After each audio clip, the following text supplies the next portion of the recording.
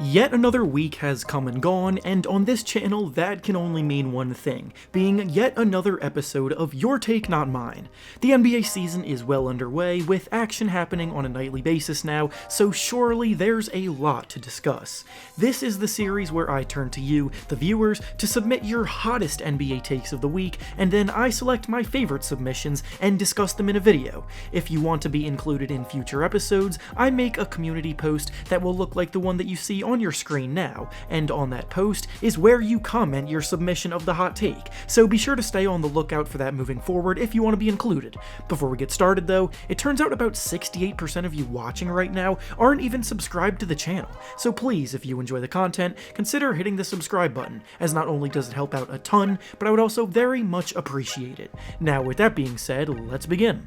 The first take we'll be discussing comes to us from Evan, and he says that the Washington Wizards are about to have a disappointing season and miss the playoffs this year. So the Wizards notably lost their first 5 games of the season before finally getting a win against the Minnesota Timberwolves, and while they've competed hard in most of the games they've played, a few really close games have happened as well, but they just don't look like a legitimate threat right now. When the John Wall for Russell Westbrook trade went through, many were very loudly proclaiming that the Wizards were the winners of the trade and that they were now real threats in the Eastern Conference because of the offensive firepower that they had at their disposal on paper, but they still suffer severely in one area that is unbelievably important, being the defensive side of things. Last season, the Wizards were ranked as the second worst defense in the whole league, and this year, to start things off, they find themselves still in the bottom 5. So even though they still have the ability to put up a lot of points on a nightly basis,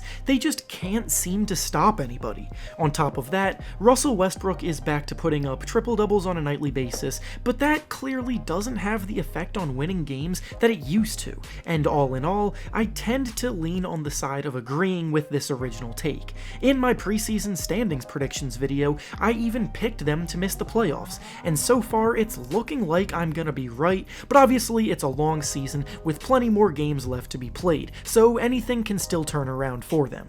The next take we'll be discussing comes to us from Canny, and he says that Jayson Tatum is not the Boston Celtics' best player right now, that it's actually Jaylen Brown, and the two of them are more of a 1A and 1B on the Celtics. Ever since Jayson Tatum got drafted and began his Celtics career, he seemed to leapfrog ahead of Jaylen Brown in the pecking order for the Celtics, despite Brown being drafted a year prior. Tatum's scoring prowess and pure ability to get buckets in a variety of ways caught the eye of fans early on, and since then he's definitely developed into a young rising star with unbelievable potential. Meanwhile, Jaylen Brown's development hasn't necessarily been as quick or eye-popping, but starting last year, he really started to come into his own as a highly productive two-way player, and now this year, he seems to be taking yet another step forward and could be on the verge of breaking out into legit stardom if he keeps it up. The reason that this take is likely coming about is because the Celtics have had a bit of an inconsistent start to the season, being 3-3 to start the year, and it has actually been Brown that has been leading the way more often than not, including an unbelievable 42-point performance a few days ago. Head-to-head, Brown is averaging 3 more points than Tatum right now, he's shooting 11% better from the field right now, and his defense has been stellar on top of all of that, so many have begged the question. Do I believe Brown is better than Tatum, let alone on the same level as him? Well, I think he has the potential to be, based on everything he brings to the table, but he's been known to have a lot of ups and downs throughout seasons, so I need to see him produce at this level for a longer stretch before I myself get behind a claim like this. The next take we'll be discussing comes to us from Kabir, and he says that Tyrese Haliburton of the Sacramento Kings will end up being a top 3 player from this year's draft class when it's all said and done. So Tyrese Haliburton has been shining very bright in the early goings of the season, and he deserves all of the attention that he's been getting for his play. If you were to just look at his box score per game numbers, you may not come away very impressed by his 11 points and 4 assists per game, but if you've tuned into any recent Kings games games, he would have undoubtedly been one of the few players that stuck out and impressed based on the eye test. He's a point guard that handles the ball and runs the show, that isn't afraid of any big moments, he's such a smart decision maker, he's incredibly poised out on the court, and he's come through for the team making countless big plays down the stretch of close games. On top of all of that, he's also been very fun to watch, making highlight plays that would get you out of your seat, and overall, he's a very easy player to root for. With all of this being said, the original take says that he'll be a top 3 player in the class, so do I agree with that? Again, it's very difficult to tell, but it certainly is possible. He does have a lot of competition though, as a lot of the players at the top of the draft are looking promising, such as Anthony Edwards, James Wiseman, LaMelo Ball, Patrick Williams, Deni Avdija, Isaac Okoro, and there are plenty more that I haven't named, but at the very least, Haliburton is proving to at least be a steal that should have been taken in the top 10 of the draft like most mock drafts had him going.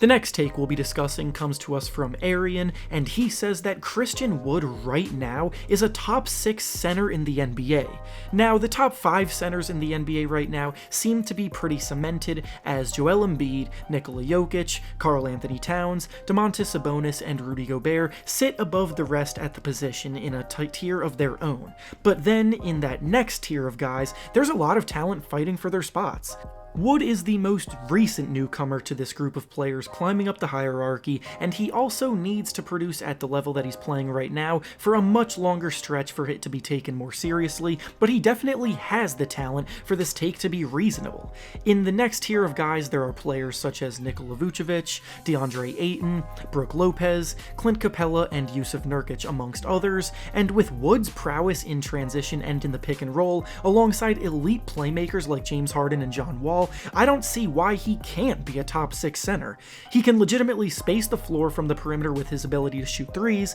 he's a crafty player in the paint around the rim, he finishes strong and embraces contact, and he fits perfectly into the modern mold of a center. So again, this is one that I think could prove to be reality by season's end. And finally, the last take we'll be discussing today comes to us from Rise Up, and he says that Domantas Sabonis is a top-tier center in the NBA right now and a superstar in the making. Last season was Sabonis' breakout into stardom, where he was named to his first All-Star team. He took charge of the Pacers while Victor Oladipo was injured, and he played phenomenal basketball, leading them to the playoffs as a top 5 seed. However, the belief among many still seemed at the time to be that he was one of the lower-end All-Stars from last year's game, and the fact that he missed the playoffs because of an injury last year didn't exactly help his case. So this was a big year for him. He could either prove the doubters right about his season last year being a fluke, or he could come out and further establish himself near the top of the players at the position, and so far this year, he's been doing the latter. He's putting up about 22 points and 11 rebounds to start the year off, he looks very confident shooting the ball from the perimeter now, and he has all of the makings of a true centerpiece of a playoff team. Everything about the original take makes sense, except for the final part where he added in the fact that he called him a superstar, because that label is reserved only for the best of the best players, and there are only ever, in my opinion, about 10 or so superstars in the league at any one time. And with that being said, that's all I have for you today. Make sure to like the video, subscribe to the channel, and comment down below what you think about the topics discussed. Thanks for watching, and I'll see you all next time.